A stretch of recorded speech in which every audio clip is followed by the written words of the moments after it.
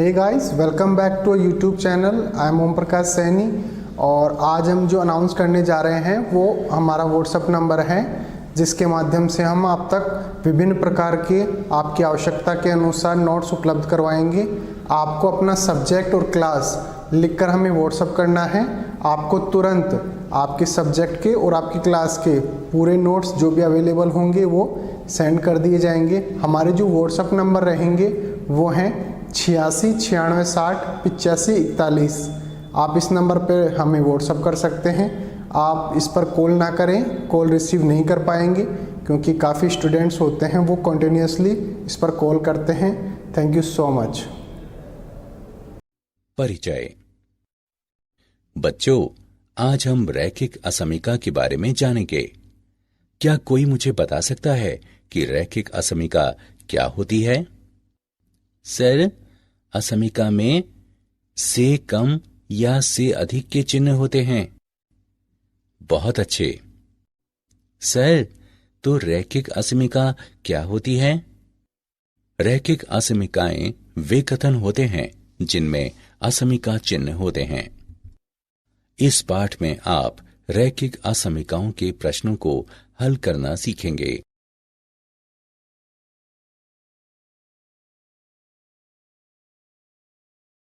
असमीकाएं। रैखिक असमीकाएं ऐसे कथन होते हैं जिनमें असमीका के चिन्ह शामिल होते हैं। ये चिन्ह निम्न हैं: से कम, से अधिक, से कम या बराबर, से अधिक या बराबर और बराबर नहीं। आइए बेहतर समझने के लिए कुछ उदाहरण लेते हैं। उदाहरण 1। कनिष्क लेखन प्रतियोगिता में प्रवेश के लिए आपकी आयु 12 वर्ष होनी चाहिए। इसलिए इस कथन के लिए असमीका है आयु 12 से कम। 12 से नीचे का अर्थ है 12 से कम और इसमें 12 के बराबर शामिल नहीं है, इसलिए सही प्रतीक है से कम। ये एक चर राशि वाली रैखिक असमीका है। उदाहरण 2। सुरेश 200 रुपए लेकर बाजार रुमाल और मोजे खरीदने गया। एक रुमाल की कीमत 25 रुपए है, एक जोड़ी मोजों की कीमत 30 रुपए है। यदि एक्स रुमाल की संख्या को प्रदर्शित करे और वाई मोजों की जोड़ियों की संख्या को प्रदर्शित करे जिन्हें सुरेश खरीदता है, तो प्रोक्त समीकरण को असमीका रूप में हम इस प्रकार निरूपित करते हैं: 25x प्लस 30y कम या बराबर है 200 के। ये दो चर राशियों वाली एक रैखिक असमीका है। इसे दो कथनों में लिखा जा सकता है: 25x प्लस 30y बराबर 200। 25x प्लस 30y कम है 200 के। इसे ए नाम दें। इस स्थिति में कथन ए असमीका है।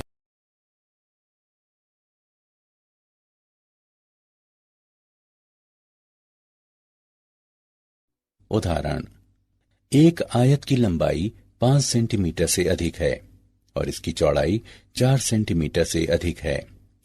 आयत के क्षेत्रफल के लिए असमीका लिखें। हल: एक आयत का क्षेत्रफल लंबाई से चौड़ाई की गुणा करके प्राप्त किया जाता है। यदि लंबाई 5 सेंटीमीटर के बराबर होती और चौड़ाई 4 सेंटीमीटर होती, तब आयत का क्षेत्रफल होता 5 सेंटीमीटर गुणे 4 सेंटीमीटर बराबर 20 वर्ग सेंटीमीटर। लेकिन लंबाई 5 सेंटीमीटर से अधिक है और चौड़ाई 4 सेंटीमीटर से अधिक है, अतः क्षेत्रफल 20 वर्ग सेंटीमीटर से अधिक होना चाहिए। इसलिए क्षेत्रफल 20 वर्ग सेंटीमीटर से अधिक है।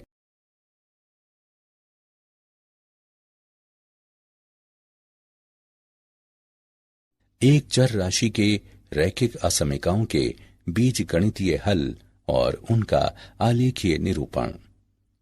एक चर राशि के असमीका का हल चर का वो मान होता है जो इसे एक सत्य कथन बनाता है।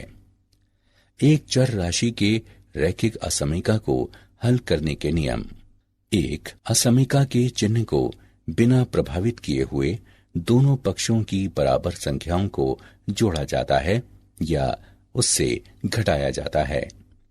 2. असमीका के दोनों पक्षों को एक समान धन संख्या से गुणा किया जा सकता है या भाग भी किया जा सकता है, लेकिन जब दोनों पक्षों को किसी ऋण संख्या से गुणा या भाग किया जाता है तो असमीका का चिन्ह बदल जाता है।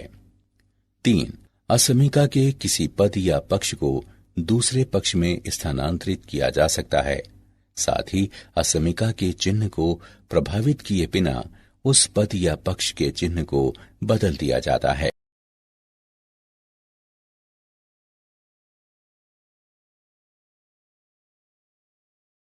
उदाहरण हल करें। 4x माइनस 19 कम है 15x प्लस 14 से। हल के आलेख को संख्या रेखा पर दिखाएं। हल 15x को बाएं पक्ष में और 19 को दाएं पक्ष में ले जाने पर हमारे पास है 4x माइनस 15x जो छोटा है 14 प्लस 19 से, या माइनस 11x छोटा है 33 से, माइनस x छोटा है 3 से, x बड़ा है माइनस 3 से। इस असमीका को एक संख्या रेखा पर प्रदर्शित किया गया है। पहले हम एक खुला वृत्त बनाते हैं क्योंकि x माइनस 3 के बराबर नहीं है, और दाईं ओर एक तीर बनाते हैं क्योंकि हम 4 से अधिक मान चाहते हैं।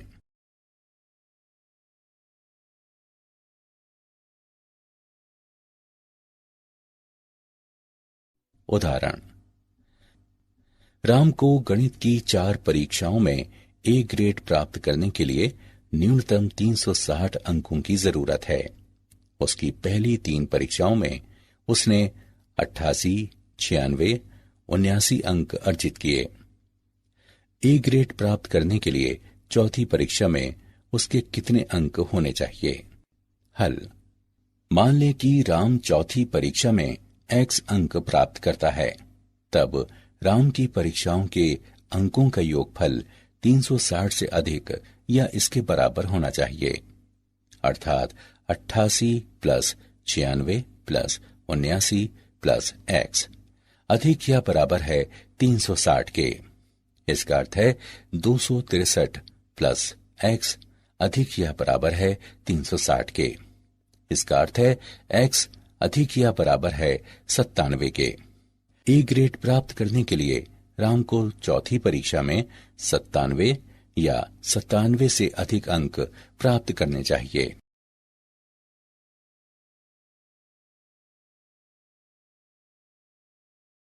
दो चर राशियों के रैखिक असमीकाओं का आलेखीय हल। मान लें ax plus by plus c। तारा शून्य चर राशियों x और y में एक रैखिक असमीका है, जहां a, b और c यादृच्छिक वास्तविक संख्याएं हैं और तारा असमीका चिन्ह है। रैखिक समीकरण ax plus by plus c बराबर 0 xy तल में एक सरल रेखा की रचना करती है। नीचे xy तल में सरल रेखा के उदाहरण हैं जो xy तल को 2 आधे भागों में विभाजित करती है। रैखिक असमीका का आलेख एक अर्धतल है जिसका निर्धारण रैखिक समीकरण द्वारा होता है। सरल रेखा xy तल को 2 भागों में विभाजित करती है और इनमें से एक पूरी तरह से असमीका का आलेख होगा। ये निर्णय करने के लिए कि कौन सा अर्धतल रैखिक असमीका का हल है, हम एक यादृच्छिक बिंदु P H के लेते हैं। यहां 2 स्थितियां हैं। स्थिति 1 P रैखिक असमीका को संतुष्ट करता है। यदि बिंदु P H के रैखिक असमीका को संतुष्ट करता है, तब दी गई असमीका का अभीष्ट आलेख वो अर्धतल है जिसमें बिंदु P H के होता है। स्थिति 2 P रैखिक असमीका को संतुष्ट नहीं करता है। यदि बिंदु P H के रैखिक असमीका को संतुष्ट नहीं करता है, तब दी गई असमीका का अभीष्ट आलेख वो अर्धतल है जिसमें बिंदु PHK नहीं होता है। रैखिक असमीका द्वारा प्रदर्शित अर्धतल पर बिंदुओं का समुच्चय दी गई असमीका का हल समुच्चय कहलाता है। यदि असमीका में से कम या बराबर या से अधिक या बराबर चिन्ह हो, तब सरल रेखा AX plus BY plus C बराबर 0 को संतुष्ट करने वाले बिंदु भी असमीका के हल समुच्चय में शामिल होते हैं। यदि असमीका में से कम या से अधिक चिन्ह हो, तब सरल रेखा AX plus BY plus C बराबर 0 को संतुष्ट करने वाले बिंदु असमीका के हल में शामिल नहीं होते हैं। संकेत AX plus BY plus C तारा 0 का आलेख एक डैश वाली रेखा होता है यदि समीका मूल कथन में शामिल नहीं होती, या एक दृढ़ रेखा के रूप में होती है यदि समीका शामिल होती है।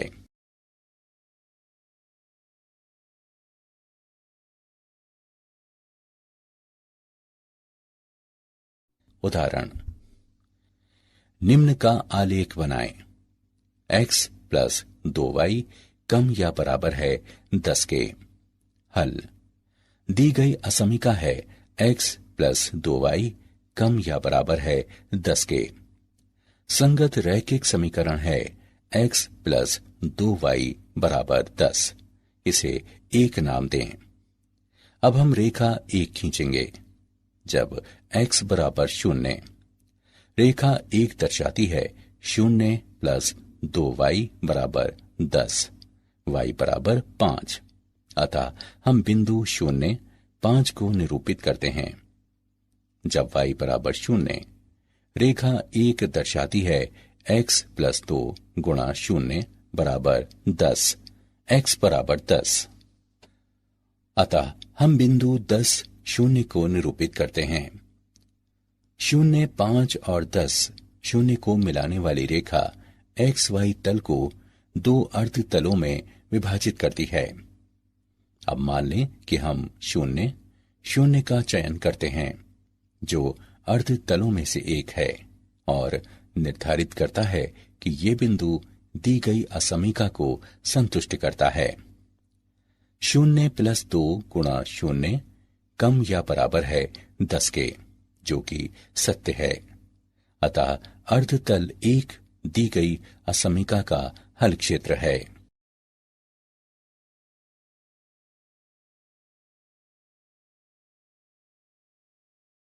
उदाहरण, रैखिक असमीकाओं के निम्न निकायों को आलेखीय तरीके से हल करें और किनारे के बिंदु ज्ञात करें।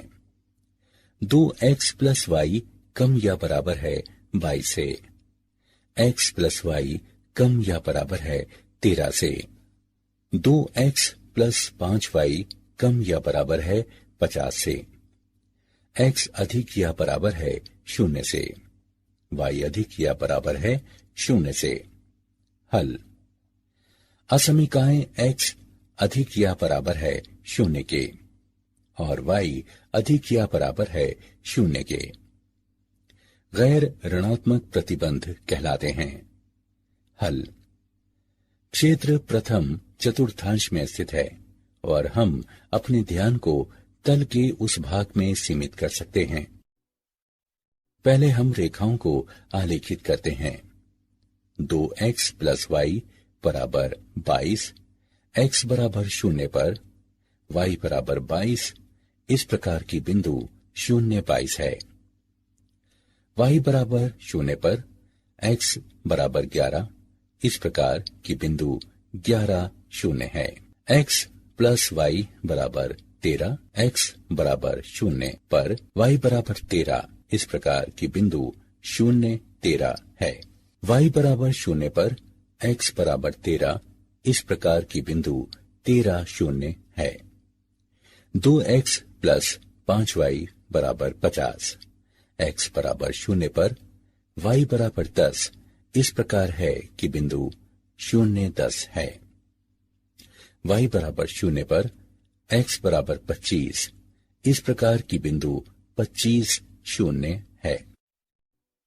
इसके बाद 0, 0 को एक परीक्षण बिंदु के रूप में चुनते हुए हम इसकी संगत रेखा से बने निकाय में प्रथम 3 असमिकाओं के प्रत्येक आलेख और रेखा के नीचे स्थित अर्ध समतल को देखते हैं, जैसा कि तीरों द्वारा प्रदर्शित है। इस प्रकार प्रथम चतुर्थांश में बिंदुओं से मिलकर बने निकाय का हल क्षेत्र जो इन तीनों रेखाओं पर या इनके नीचे स्थित है। आइए किनारे की बिंदु प्राप्त करें। आकृति से किनारे के बिंदुओं को 0, 0, 0, 10, 11, 0 लिया जा सकता है और अन्य 2 बिंदुओं को समीकरणों को हल करके ज्ञात किया जा सकता है। 2x प्लस 5y बराबर 50, x प्लस y बराबर 13। समीकरणों को हल करने पर हमें प्राप्त होता है 5, 8। 2x प्लस y बराबर 22, x प्लस y बराबर 13। समीकरणों को हल करने पर हम प्राप्त करते हैं 9, 4। अतः किनारे के बिंदु हैं 0, 0, 0, 10, 11, 0, 5, 8, 9, 4। ध्यान रहे कि रेखाएं 2x प्लस 5y बराबर 50 और 2x प्लस y बराबर 22 भी प्रतिच्छेद करती है, लेकिन प्रतिच्छेद बिंदु हल क्षेत्र का भाग नहीं है और इसलिए किनारे का बिंदु नहीं है।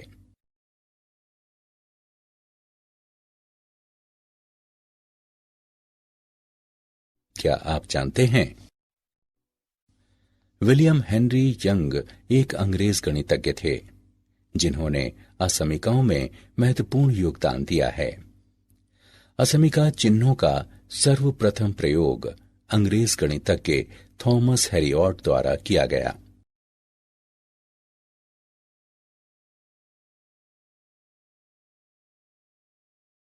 सारांश। आइए हमने जो कुछ सीखा है उसे संक्षेप में दोहराएं। रैखिक असमिकाएं वे कथन होते हैं जिनमें असमिका का चिन्ह शामिल होता है। वे हैं से कम, से अधिक, से कम या बराबर, से अधिक या बराबर और बराबर नहीं। एक चर राशियों की रैखिक असमिका को हल करने के नियम। 1. असमिका के चिन्ह को बिना प्रभावित किए हुए दोनों पक्षों की बराबर संख्याओं को जोड़ा जाता है या से घटाया जाता है। 2. असमिका के दोनों पक्षों को एक समान धन संख्या से गुणा किया जा सकता है या भाग किया जा सकता है, लेकिन जब दोनों पक्षों को किसी ऋण संख्या से गुणा या भाग किया जाता है तो असमिका का चिन्ह बदल जाता है। 3. असमिका के किसी पद या पक्ष को दूसरे पक्ष में स्थानांतरित किया जा सकता है। साथ ही असमिका के चिन्ह को प्रभावित किए बिना उस पद या पक्ष के चिन्ह को बदल दिया जाता है।